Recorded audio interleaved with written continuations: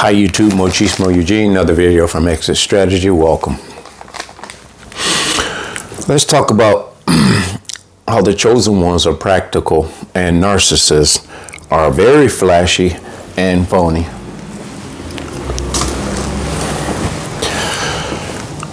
I'm going to repeat some things that are going to sound repetitive from a lot of other content creators as well as myself.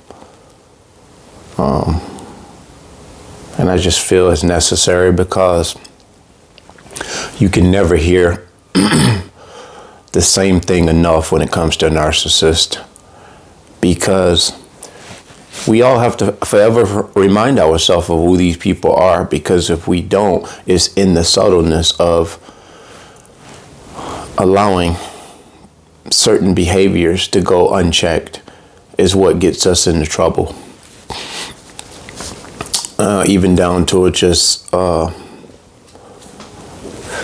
simple conversation and engaging with them and it leading into a very, very hostile debate, argument, conflict. This is how these people lure you in. Their flashiness is very, very contingent on getting your attention, drawing you in. This is very vital to their survival, because if no one pays them no attention, it's essentially, they have self to deal with. So what they do, they continually go around on a daily basis, hourly basis, minute to minute basis, garnering attention, adulation, admiration, because their ego needs to be stroked, almost like a little puppy. You come in the house, your puppy or your pet, they need to be petted. They almost welcome that when you walk in the door. It doesn't matter what mood you're in, the narcissist needs to be petted. They need to be their head needs to be stroked, almost like my kitty. They need your attention. Without your attention, they wither like flowers. And I'm sitting up because she wants to sit in my lap. I don't really want her in my lap because I'm not going to be here long.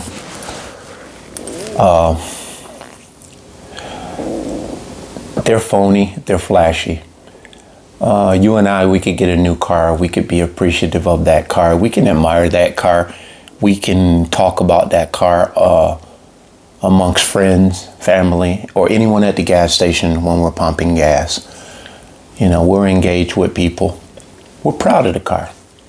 We're happy that people took notice. But most often, in empath chosen ones, we buy things for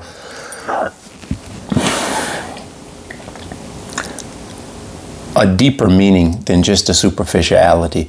It has to have a function that we actually appreciate. And many times, we may get a car off the lot and we might not even, put aftermarket wheels on it. We may just leave it the way it is from the factory. And so is the narcissist may do this too. But the difference is, at that same gas station, the narcissist will get out of that car,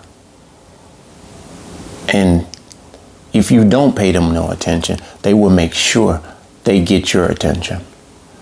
Their music will be blaring.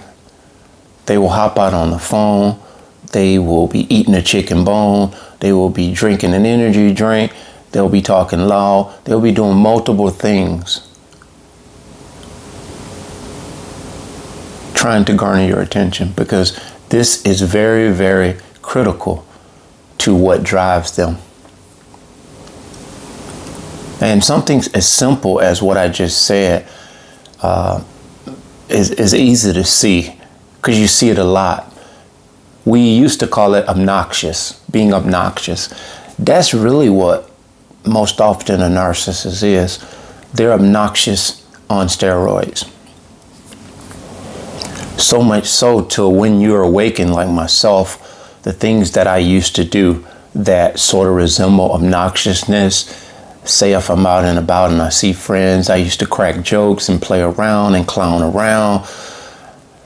I still have a humorous side to me, but to the degree that I did that before, I don't do it anymore, because anything associated with narcissism or narcissistic personality disorder, I really don't want no part of it.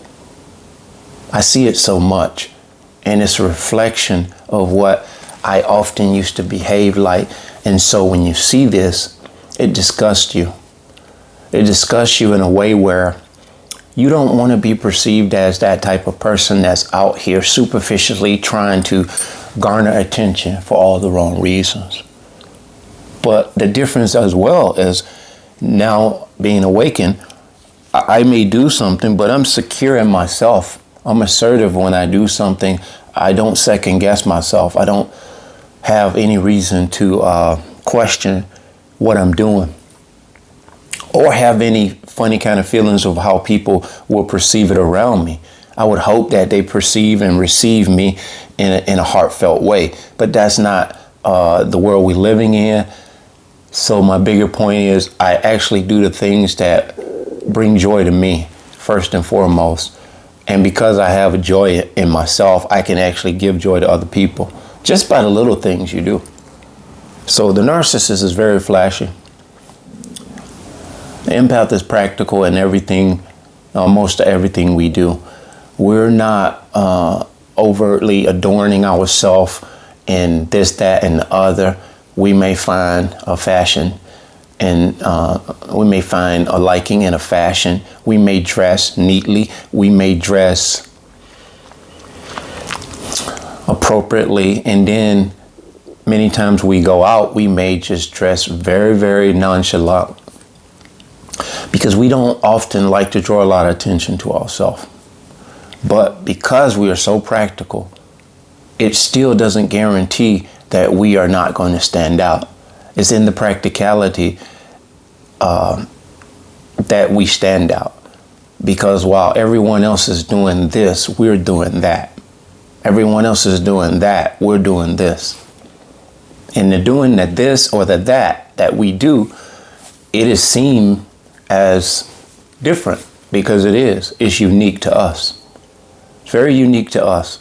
And something beyond just what people see on the outside of us, as far as what we're dressed in. They see something deeper than that. They see an aura about us. They see an aura about us that's unmistakable. You can just sense and feel it. We're drawn to people such as ourselves too.